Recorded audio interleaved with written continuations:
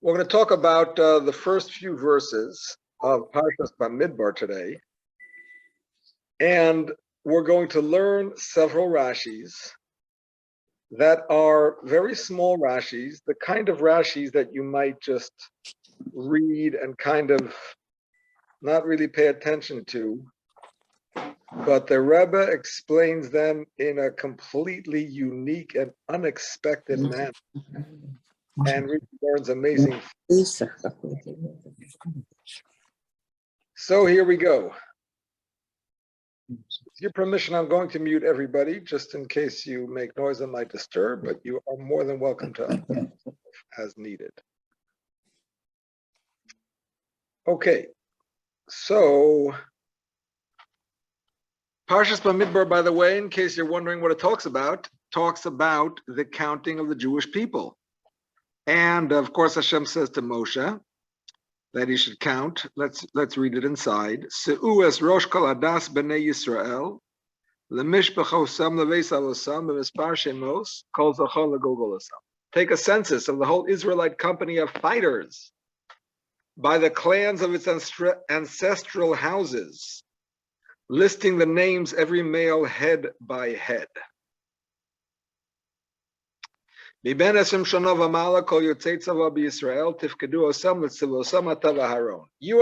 shall record them by their groups. From the age of 20 years and up, all those in Israel who are able to bear arms. So, of course, the Jewish people were slated to enter the land of Israel shortly after this count.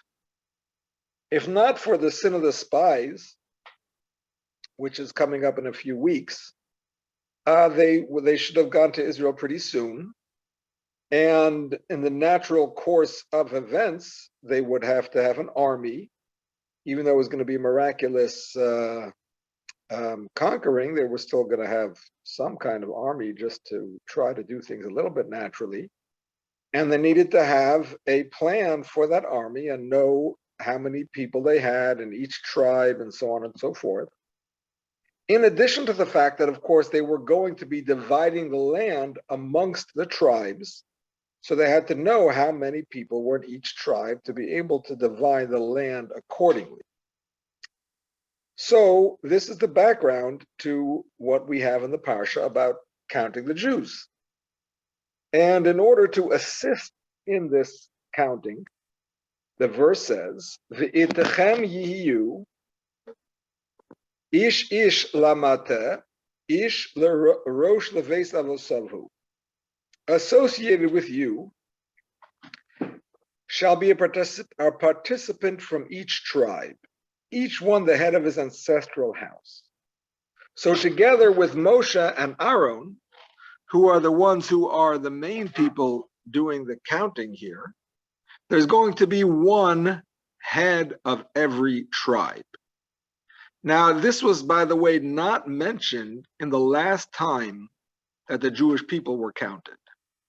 The Jewish people were counted in Parshas Ki Sisa. Harvey, you have a question? No? The Jewish people were counted in Parshas Ki Sisa as well, after the sin of the golden calf. And Rashi says that's to show that Hashem loves them, even after that sin. And he wanted to, so to speak, find out how many had died in that plague. Of course, he knew, but he wanted to express his love for them, and that was that count.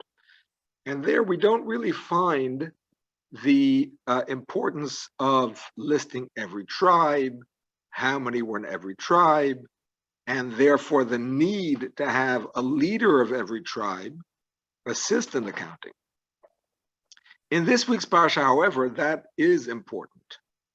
Besides going into the land of Israel, by the way, and fighting the battle and dividing the land, this was also important in terms of the camping of the Jewish people, which we are going to be reading about as well in the next week's Parsha.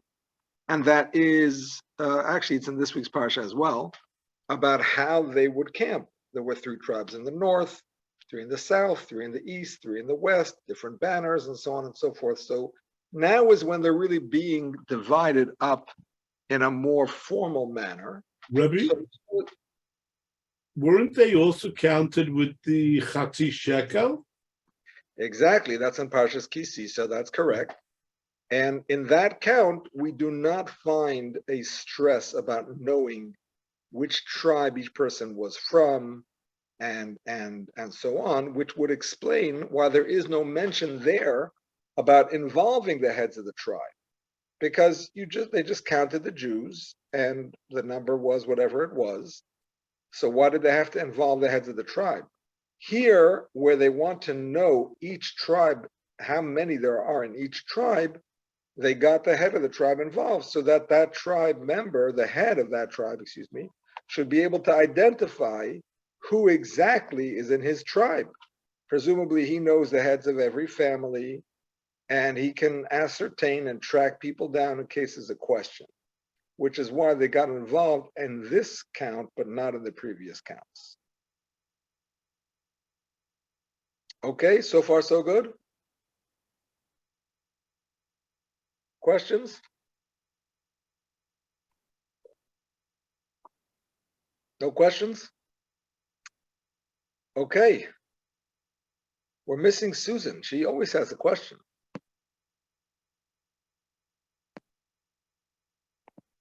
Hope she's okay. Okay. So the verse continues. Ve'ela shemosa anoshim asher ya'amdu itechem. These are the names of the participants who shall assist you. And the verse goes on to list the names of all of the leaders. I did not copy and paste the names, but if you would like to know them, feel free to look it up in your Chumash, and it lists the names of the leaders of the tribes. Ruvain had Elitzer ben Shedeur, Shimon had Shalumiel ben Siri Shaddai, Yehuda had Nachshon, Yisachar had Nesanel, Zvulun had Eliyav, and so on and so forth. And you will, by the way, come across these same names towards the end of the Parsha of next week. We're not actually going to read it next week, because next week coincides with Shavuos. So we delay Parshas Naso till the following week. But in Parshas Naso, we do have each of these tribal leaders bringing special sacrifices when the Mishkan was consecrated. The first 12 days after the day, or from the day of the consecration of the Mishkan on Rosh Chodesh Nisan, we have the 12 tribal leaders each bringing sacrifices. And these are the same 12 tribal leaders that we have here. The verse continues, Ela Kerue Ha'eda, Nesiei Matos Avosam, Roshei Alfei Yisrael Heim. These are the elected of the assembly, the chieftains of their ancestral tribes. They are the heads of the contingents of Israel. Seems like a pretty straightforward verse. But Rashi finds it necessary to explain the words Kerue Ha'eda, which means those called by the congregation. What does it mean they're called by the congregation? What does the congregation call them for? Like, what does that mean they're called? So Rashi says, Ela Kerue Ha'eda, Hanikroim L'chol Devar Chashivus Shebe'eda. Those who were called upon for every matter of importance that happened in the congregation. So that means it's not that they were called by the congregation. They are called for leadership in matters of importance to the congregation.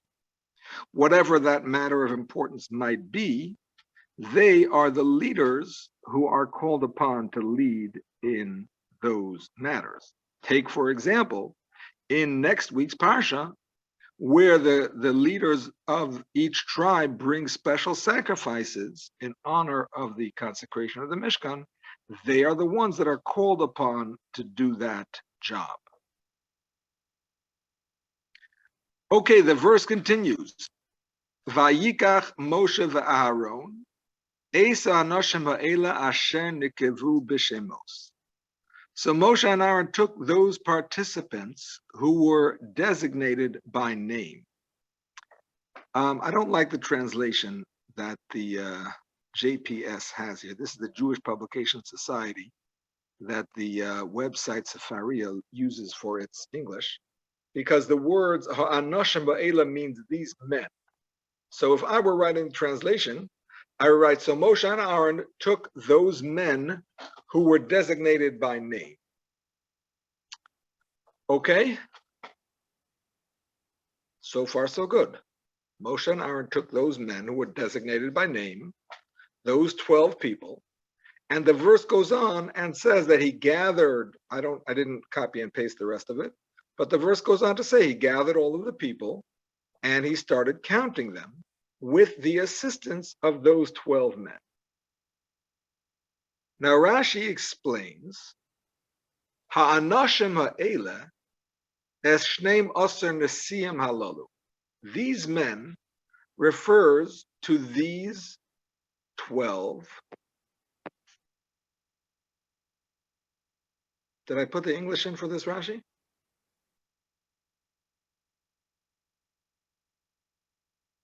I don't see the English in the handout. Oh yeah, I did, sorry. And Moshe and Aaron took these men, these 12 princes, Asher nikvulu kan b'shemas, who were mentioned to him, Moshe, here by name. Okay, let's think about this Rashi for a minute. What is Rashi adding to the understanding of the verse? Moshe and Aaron took these men who were designated by name. Rashi says these 12 princes who were mentioned to him here by name. I mean, isn't that clear in the verse? Moshe took these 12 men, which 12 men? Of course, the 12 leaders that we just mentioned, that were mentioned by name. All that Rashi adds is Asher nikvu lo kan b'shemus, that were mentioned here by name. What else? Who else could we be talking about? Obviously, we're talking about the people that were mentioned here by name. Who else? Of course, these people, yeah. What exactly is Rashi adding to the understanding of the verse? I must say, I probably read this Rashi, 50 times in the course of my 50 years of life almost. And Baruch Hashem. And I must say, I never really paid attention to this Rashi. But when you think about it, what is Rashi adding? Ha'anashim ha'ela, these men, these 12 tribal leaders that are specified here by name, instead of just that are specified by name, that are specified here by name. Obviously, every word of Rashi is... My question would be, who named them? When was this process of naming them as the leaders? And what Rashi is adding here is, this is it. This is when they picked the Nesiim. Well, when else would we think that they picked them? I mean, I do hear your answer. I hear your answer. It's Ryan, when they went through the Yam Suf, there were 12 tunnels. Who led the, I mean, it could have been anywhere, Matan Torah. Yeah, you'll forgive me, but that is complete conjecture, Your Honor. Yeah. We do not, one second, let me finish. We don't have any other record of there being tribal leaders designated at some point, which we therefore have to refute and say, no, this is where they're designated. I mean, the idea that you're bringing up is a good idea, that we might think there was some other designation, but the problem is we don't have any remez. We don't have any kind of hint for any other time that there were tribal leaders recognized. Now we do have judges. There were judges that were appointed in the Torah portion of Yisro. Yisro told Moshe, you're overworked, you can't handle it, you need a break. and you need judges. So Well, we you got, also had Zakanim. you had You were Zakanim, not in Torah. absolutely, you had Zakanim, you had the elders, but we don't find tribal leaders. Right, Nesiim. We don't They find had Nisim when they gave the gift to the Mishkan. That's next. That's later. Oh, that's Oh, actually, later. no, that's a good point. No, that is a good point. That is a good point. Very good. There are Nesiim mentioned by the Mishkan. Exactly. There are Nesiim mentioned by the Mishkan. We do have that mention. We don't know their names, but there is a mention of Nesiim. That is correct. That's a good point. Very good. So another question is, why does the verse have to even specify that Moshe went ahead, that Moshe and Aaron went ahead and took these people and they helped him with the count? Does that not go without saying? Very often the verse will say, Hashem told Moshe, do A, B, and C. Hashem told Moshe, tell the Jews such and such, and so on and so forth. And we don't always find that the verse specifies and says, and they did it. Sometimes it says it, and sometimes it doesn't. And whenever it doesn't say it, of course, it doesn't mean that they didn't do it.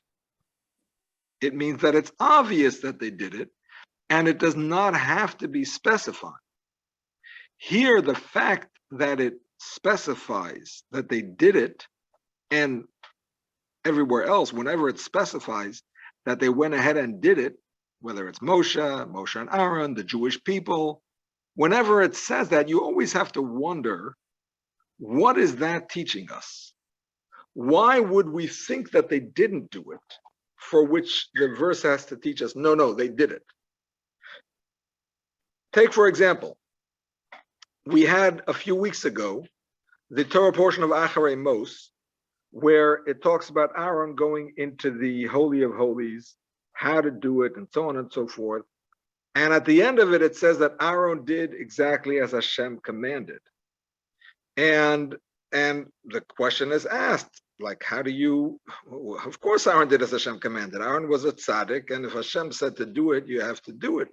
So the commentaries offer different explanations. For example, some of them explain that even though he did it for 40 years, he continued with the same excitement every Yom Kippur. When he went into the holy place, it was never something that he was used to or was old or was boring. Every year he did it with the same excitement as he did it the first year. And so on, different explanations that the commentaries give. So here too, we have to understand why it has to specify that Moshe and Aaron took these people, and also that he took the people that were mentioned by name, when it could have just said he took these people. Of course they were mentioned by name, but we just mentioned them by name. It shouldn't have to specify that they were mentioned by name. We just had their name, so it could say these people, and we know which people we're talking about. Rabbi, Yes. I've learned some talks of the Rebbe, some different talks of the Rebbe. Yes. And it's amazing that the Rebbe finds these things that are right in front of your eye. Like you said, you've learned dozens of times, and you never had this question before until the Rebbe pointed it out. And you realize it's such an obvious question, but nobody addresses the question until the Rebbe addresses the question. Yes. I must say, even though I'm a Lubavitcher Chassid, so I'm a little bit preconditioned or biased towards the Rebbe, but I must say the Rebbe had a very unique way of learning Rashi. The Rebbe was a very big Chassid of Rashi's. He really took every Rashi so seriously, every word of Rashi so seriously. What Rashi did say, what he didn't say, when he quoted somebody, when he didn't quote somebody, so many small details of Rashi that go unnoticed and not explained by other commentaries that the Rebbe really extrapolated on. So Not even Rashi, the Chumash itself. that the words are there and you think to yourself, gee, I've learned this before many times and I never noticed this obvious question that nobody discusses. Yes, the Chumash itself as well, but all the commentaries try to explain every word of the Chumash. But with Rashi, it's something I think that is quite unique for the Rebbe, that he really pays such close attention to every detail. So here is the Rebbe's explanation, which is very unique because it gives you a whole new outlook on it. And it's based on a general question that can be asked over here. So we know, we already mentioned, that the previous time that they counted the Jews, they were only counting the community as a whole. They were not counting each tribe individually, which explains why they didn't have to draft the tribal leaders. And this time they were doing it also for the tribes. And conceptually, spiritually, there's a difference between when you're being counted as a member of the Jewish people as a whole, and when you're being counted as a member of a specific tribe individually. So when you talk about being counted as a member of the Jewish community as a whole, what you're saying is, we know everybody has their own unique, special qualities. No two people are the same. No two fingerprints are the same. No two pupils of the eye are the same. By the way, no two smells of any two people are the same. This is something that research has only now shown. Every single person has a unique smell print. And that has, that can be used by law enforcement and by other, bodies that need to do research into things. But it's a very interesting thing. Every person, I'm sorry? Dogs. Dogs, exactly. They know how to smell out their owner and so on. So we're all unique. And of course, in terms of our spiritual qualities, everybody's unique. Everybody has their own abilities in terms of Torah study, in terms of acts of kindness, in terms of relationship with Hashem, relationship with people. Everybody is unique and no two people are the same. But when we count the entire people and every person counts as one in the count, that means we're counting the leader of the Jewish people, Moshe Rabbeinu, the one who gave us the Torah. We're counting him as one. And we're counting the simple water carrier who does not really understand much of the Torah at all. Maybe he knows how to read, maybe he doesn't know how to read. But he counts as one. Moshe is not 1.5, and he is not a half. Moshe is 1, and he is 1. So what that means is that we are counting the core of every person. We're counting the essence of every person. What we call in Yiddish the pintele Yid, the essence of one's Jewishness, the very base existence that we have. That is the pillar upon which we build everything else that we have. I'm just going to mute everybody again, but you can unmute yourself as needed. So that is the pillar, of course, upon which we build everything that we have. But in terms, I guess you don't see the hand because you're on the phone, right? Oh, I'm on the phone, so I can't see all of the people at once, only a few at a time. I wanted to say, I see a difference here that they say they took the names of each and every person and wrote it down. Last time they only counted how many shekels. They didn't take names.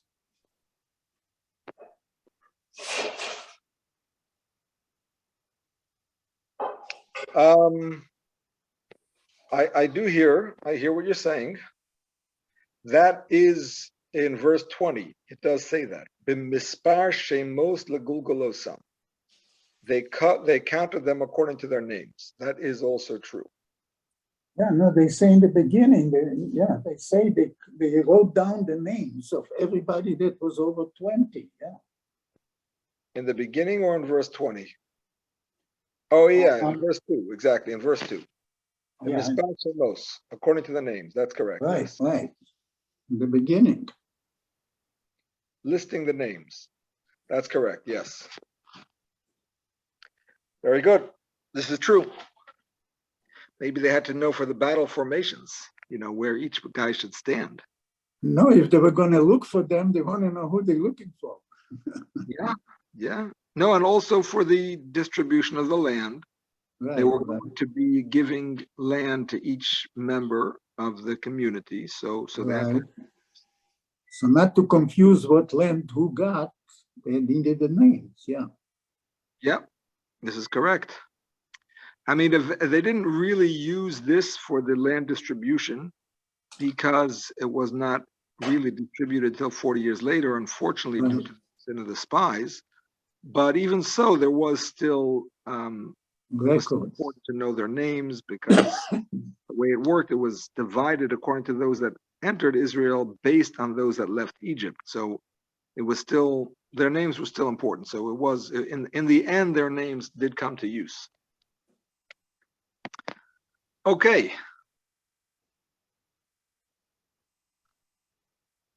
So we continue and we say, so here, each tribe is being counted separately. Now we have to remember, each tribe represents their own unique manner and approach to their Jewishness and to their service of Hashem. And this is alluded to in the names of the tribes. Reuven comes from the word see, my son, which means that their approach to divine service had to do with the power of sight. Shimon means to hear. Shama Hashem, Hashem has heard. Leah gave her second son that name. And that means they served Hashem with the power of hearing more so than their other powers. Levi means to accompany. Yehuda means to give acknowledgement. Yisachar means to give reward. Zevulun means to dwell.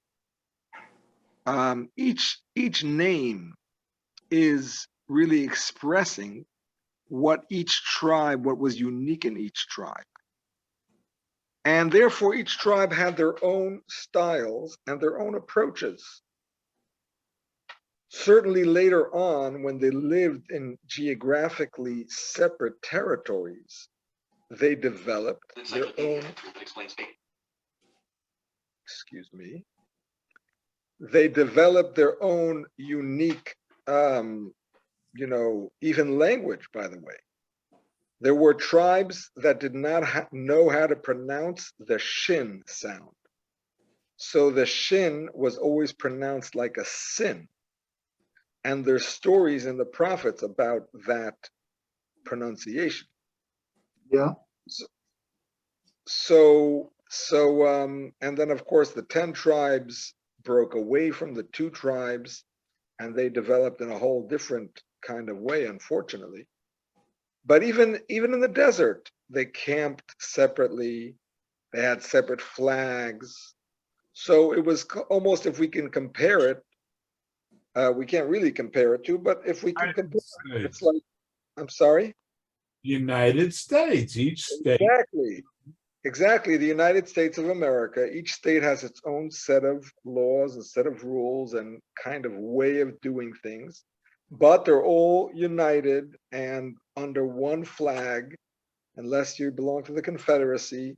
Other than that, you do believe in the federal government's importance and in the importance of being a citizen of the United States. So the Jewish people had also their identities as individual tribe members. And if you want to borrow it and apply it to today's society, you might say we have identities as Ashkenazim, as Sephardim, maybe as Hasidim, as Chabad, as Yeshivish, modern Orthodox, all kinds of labels that are given to communities, and each community has its own unique style and approach to Torah study, to acts of kindness, to prayer, to different customs and so on. And each and every one of them make up the harmony and the symphony of the Jewish people. So the fact that they were counted here separately is acknowledging their special individuality, as well as their being part of one group. This count is accomplishing both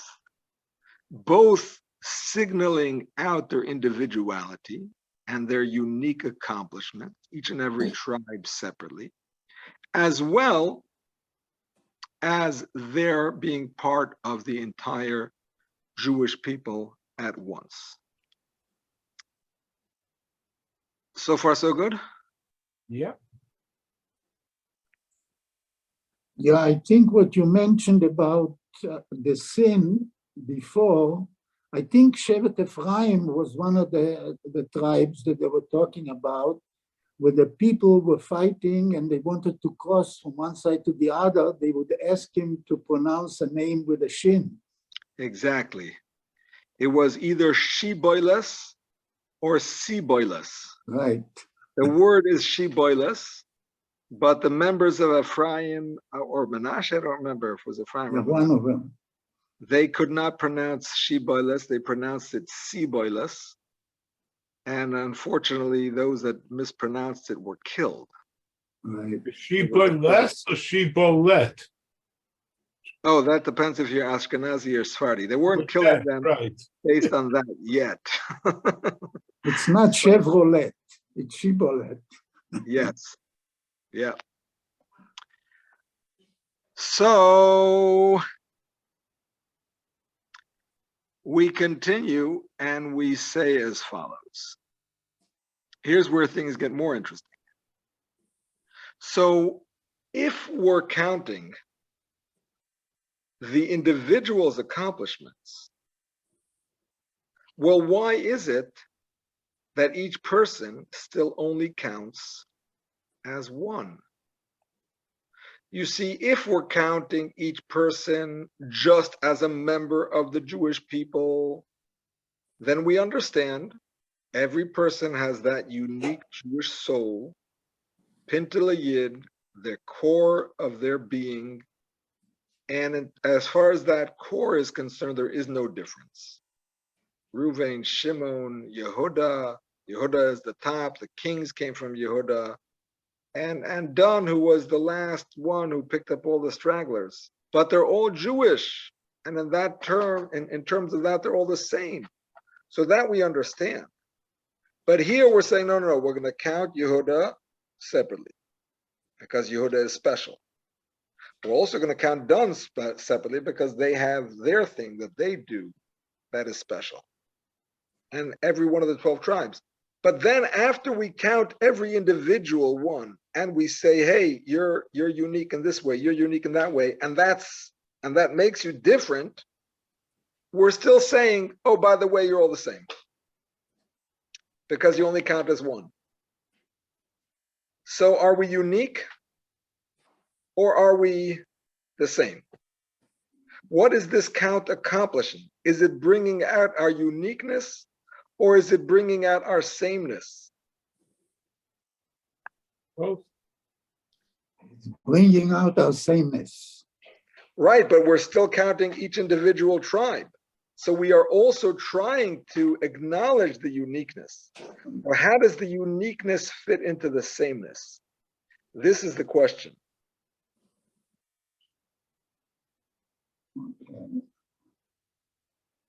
Harvey and Mrs. Margolin, I just want to let you know that in this class, we do welcome answers and comments. My questions are not rhetorical.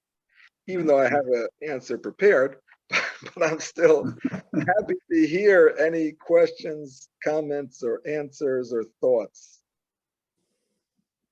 Well, I think they wanted to know how many cooks they can think of, or how many drivers they can have, or whatever the specialty would be. How many rabbanan? Well, yes, they did. They did want to know how many of each tribe and all those unique qualities, for sure. That How wasn't many Kohens? Whatever. actually the Kohanim were counted separately.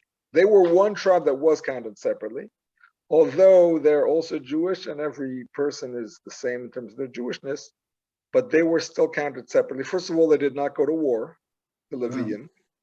They did not get a regular portion in Israel either. They only got their cities and didn't get regular, land. Right. And they also did not participate in the sin of the golden calf. And those that were counted ended up all being under the decree of death. So Hashem didn't want them to be part of that. So they were counted separately. Rabbi, Yes. also, I think it's explained in the beginning of the Lubavitch Siddur in the introduction that there were different Siddur for each tribe. Yes. However, I think it was the Maggid, or maybe the Alter Rebbe, introduced the idea of a Shara Kolel. There's a gate that supersedes all the other individual gates, and this is the gate where everyone can enter, and that's the Lubavitch Siddur, which is according to the liturgy of the Arizal, Rabbi Yitzchok Luria. Indeed. Indeed. This is true. This is true. I don't know if there was also a 13th tunnel for the splitting of the sea for that same concept, but maybe there was, because where did the Erev Rav go? Where did the converts go? Perhaps there was a 13th tunnel, just like the 13th. But I don't think they had a siddur when they were counting the people. They did not have a siddur until much later, even in the time of the Beis HaMikdash, when the men of the Great Assembly had already made the text of the siddur. Right. It was not written down. It was part of the oral Torah, which remained oral, which is why it discusses what happens if a chazan is in the middle of leading the services and he gets confused and he can't continue. Why can't he continue? Just look at the siddur and read.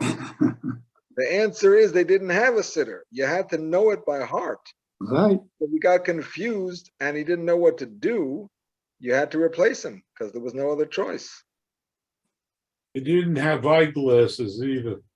But the reason they had later different siddurs is because it was Baal Peh first, because it was not written first. So each tribe kind of developed their own system. That could be. That could be. I'm not so familiar with the history, but that could be. Okay. So here's the Vort, as they say. The Rebbe explains that the reason we are melding together the count of the individual tribes and the count of the entire people is to tell you that it is only through the specific and unique accomplishments of each tribe that the entire nation is able to function in the perfect manner. So it's true that some tribes appear to have a higher level. The tribe of Yehuda, they provide the kings. The tribe of Yisachar, they provide the Torah scholars. The tribe of Zevulun, they provided the rich people. And so on and so forth with every tribe.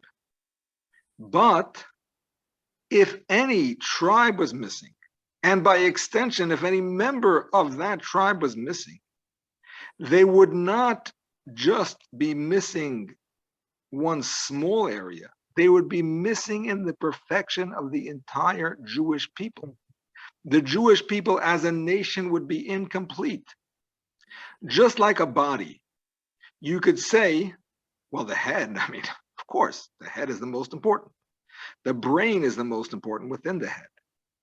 And then, you got the heart, you got the lungs, you got the liver, you got the eyes, you got this, you got that, and then it gets less and less important. That's all true.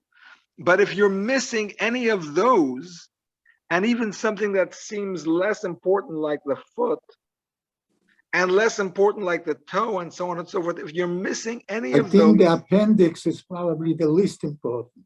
okay, but even the appendix is important. Maybe the doctors haven't figured out yet why, but the day will come that they'll figure it out.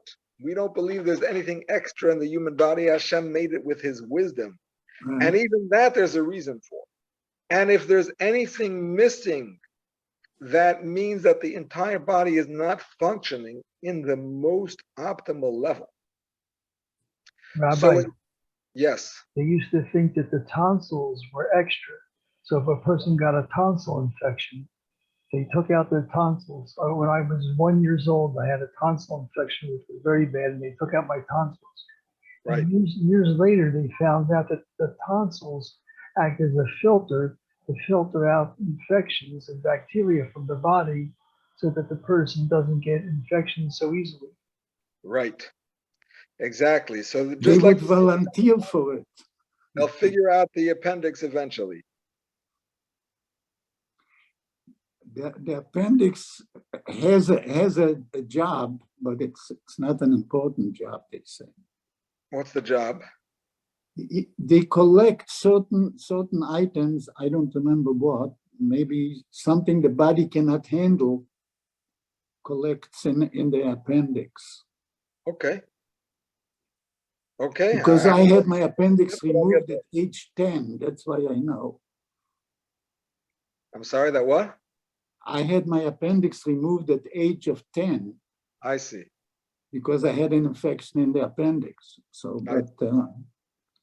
so they Right. told me it's not that important. It's just for certain items at certain times that they need it. Interesting. Okay. Very good.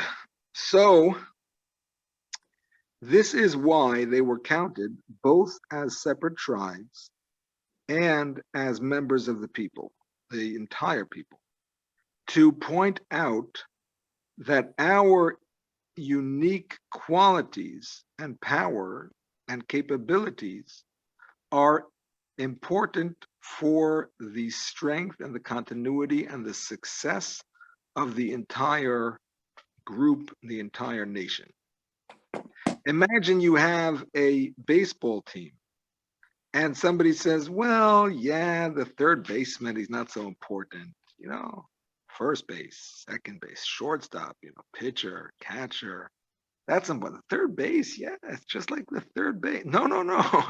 If you don't have the third base, you're going to lose. There's no question about it. So he may not seem as important, but for the overall success of the team, every member is absolutely essential. And if any member thinks that they're not essential and they slack off in their job, that does not just affect them. That affects the entire team. So this is the message of the count that we have in this week's Parsha. Now let's talk about these tribes. The tribal leaders. The tribal leaders were already designated earlier. Where were they designated? So the answer is, and this is not an answer you're expected to know, because it's a little bit counterintuitive. The answer is they were already designated in next week's Parsha, because next week's Parsha is out of order. Next week's Parsha, which talks about the sacrifices of the tribes, that took place on the first day of the first month of the second year the Jewish people were in Egypt, which is when they made the Mishkan. This week's Parsha took place in the second month of the second year. So it's written out of order, but it actually took place later. So these tribal leaders, had already been appointed by the time this parsha came around. Nevertheless, their names are specified here by Hashem. Why did their names have to be specified? And here's an amazing thing that the Rebbe teaches. Each tribal leader, up to this point, was only concerned and taking care of the needs of their tribe. That was their job. They were the leaders of their specific tribe. Somebody needed help. There was a problem. There was a dispute. There was something that had to be ironed out. Well, you had the tribal leader. He took care of that. The tribal leader of Reuven did not have to worry about Shimon. And Shimon did not have to worry about Levi. Of course, there's a Jewish leader, Moshe, and Aaron. They were general leaders. No question about that. But the tribal leader of Reuven didn't have to worry about Shimon because stay in your lane. I'm dealing with my tribe. You deal with your tribe. However, here, if you look in the verse, let's go back to the third verse in the handout. V'itechem yiyu ish lamate. Associated with you shall be a participant from each tribe. What that means is that these tribal leaders were not just involved in counting their tribes, they were with Moshe and Aaron throughout the counting of all of the Jewish people. That means the tribal leader of Reuven was there and present, not just when they counted Reuven to be the troubleshooter for Reuven and say, yes, he is from Reuven, he's not from Reuven, his mother, his father, his grandfather, I know the family, we go back all the way. No. They did that, but not just that.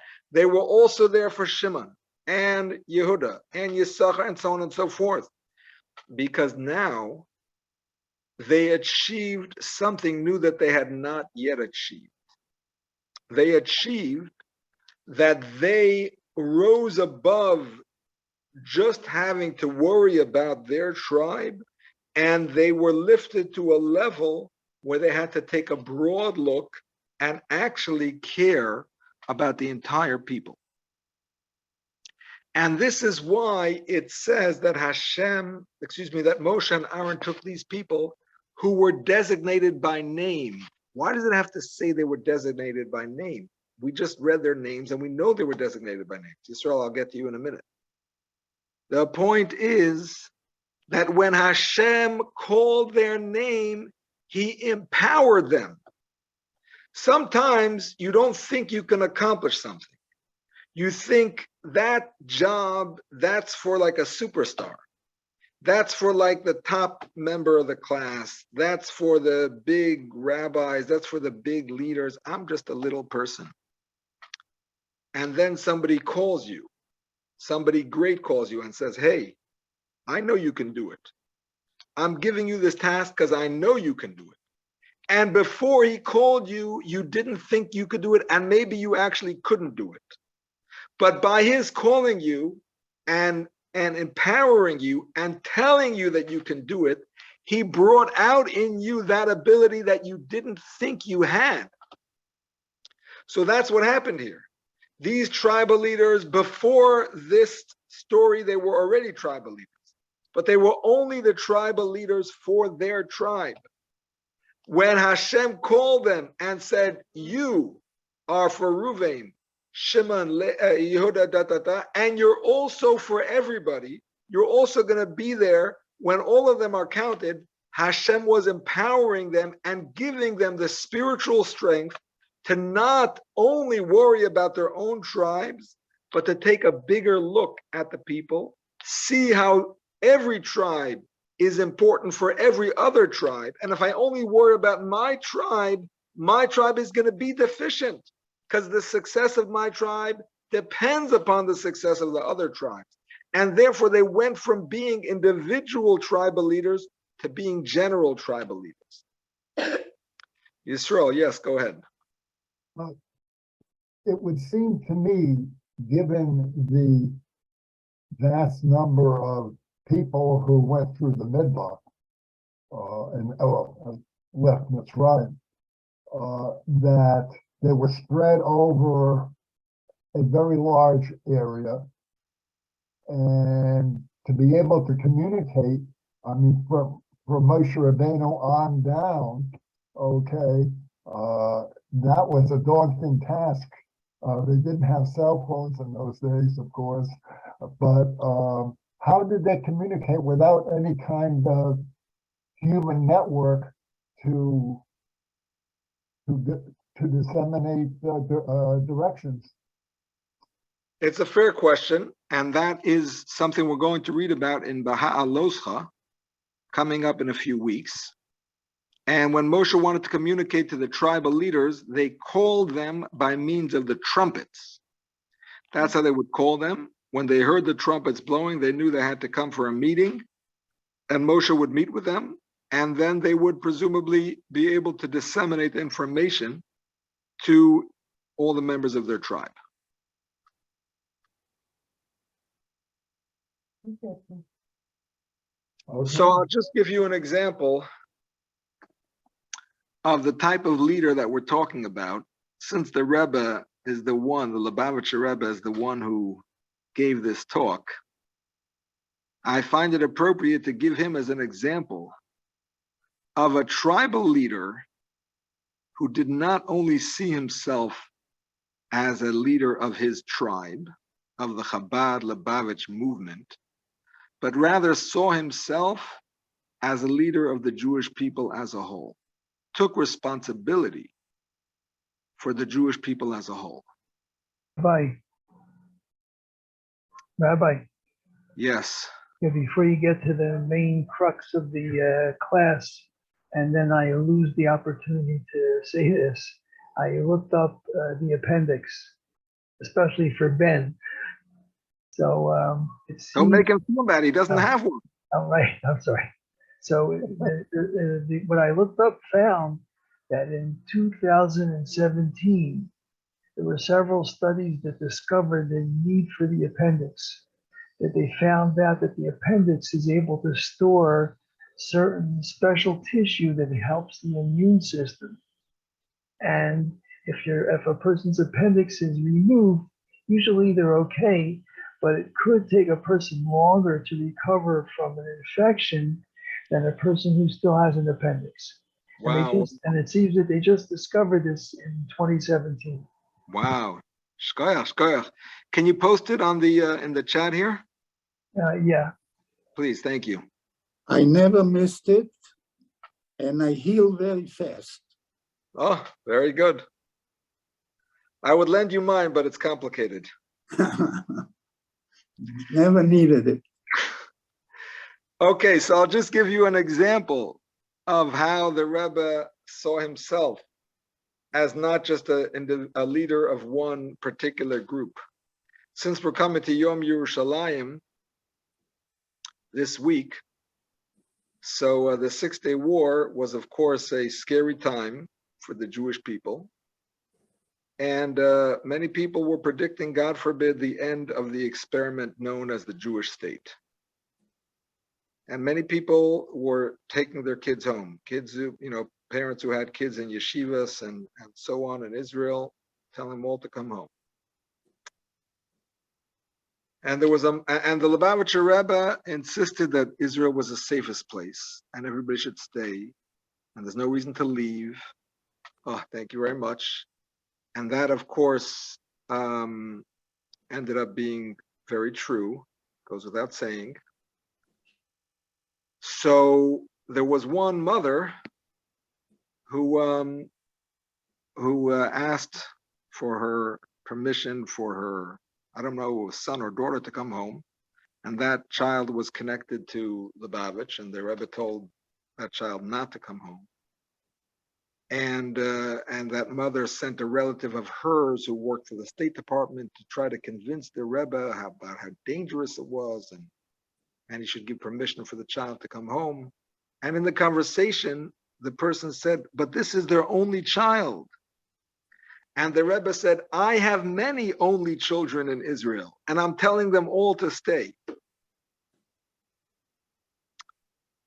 Another short story, that there was a Hasidic fellow who came to the Rebbe and said to the Rebbe, you know, there are so many people who would like to accept you as the Rebbe, but you're not wearing a shtreimel.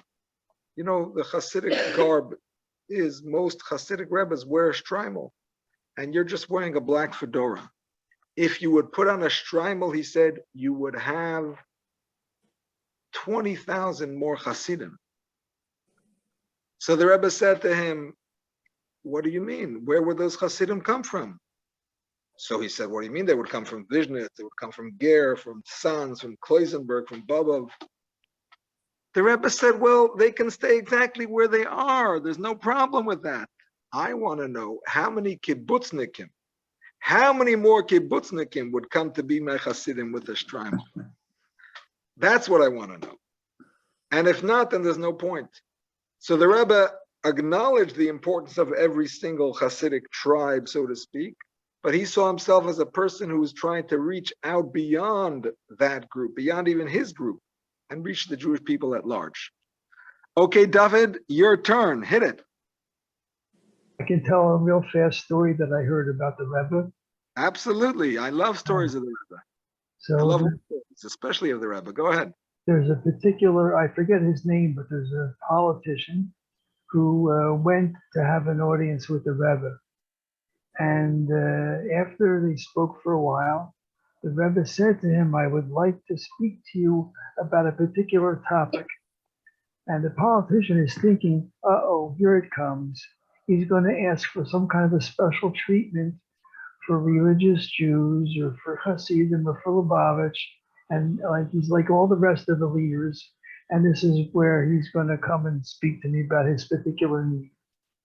So the Rebbe says to him, there's a specific need I have to speak to you about. So he says, what is it?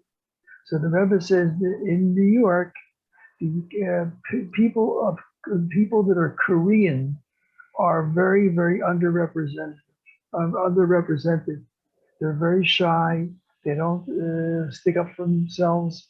And therefore, when it comes to protecting them and protecting their rights, they don't have anybody to speak up for them. And therefore, I would like you to pay special attention that they're able to be protected and not have their rights infringed upon. And when this politician heard this, he said, this is a real leader. He's not just worried about religious Jews, not just worried about Jews, he's worried about everybody. And this is a real leader. Yes, amazing. Nu, give us a synopsis. No boy. Can I flip this to somebody else? How about, let's see, Isaac, take it away. You're muted. All right, now we'll see if you were listening.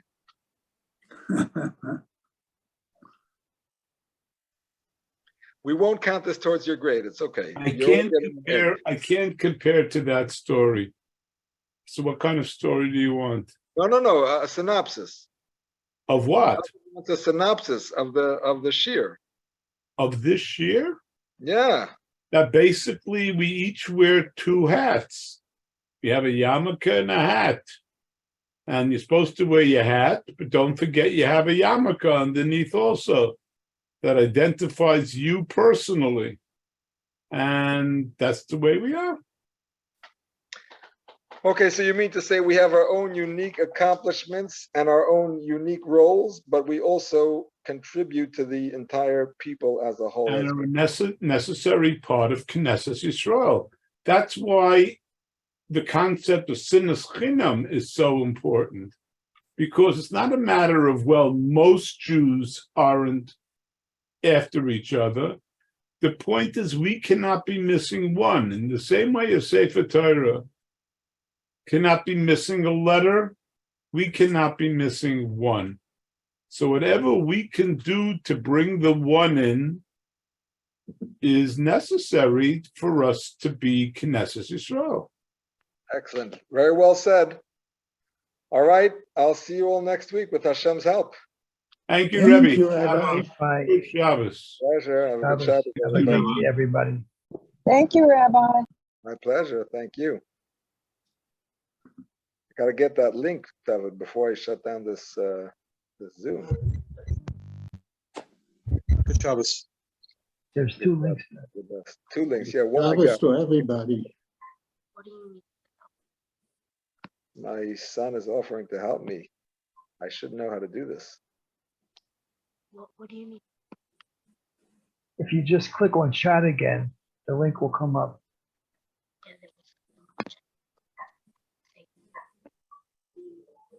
Chat.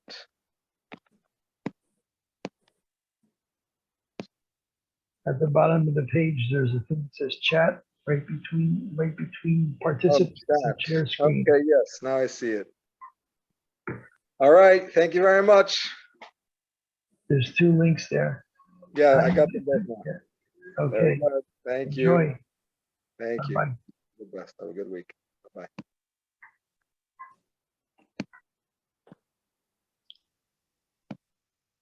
I think you don't want to leave us.